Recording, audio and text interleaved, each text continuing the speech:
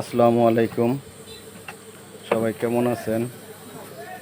আপনাদের মাঝে আরেকটি নতুন কাজ নিয়ে চলে আসলাম। 60 ভোল্ট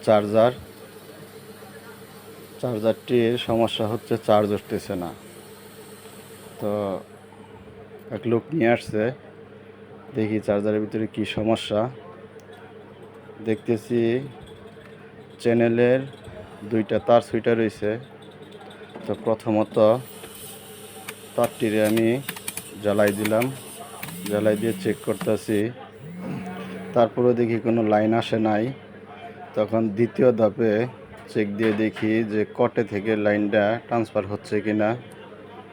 তো নিউট্রাল ঠিক আছে, ফ্রেশ ইনপুট হইতেছে কিন্তু আউটপুট হচ্ছে না।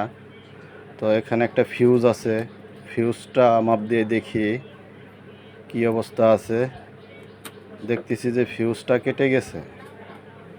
তো এখন ফিউজটাকে ডাইরেক্ট করব, ডাইরেক্ট করে দিয়ে হেরে লাইন দিয়ে দেখি কি অবস্থা।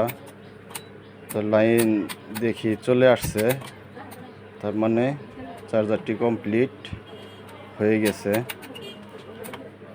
এখন পাওয়ারটা আসছে কিনা দেখি একটু। হ্যাঁ, পাওয়ার এসে পড়েছে।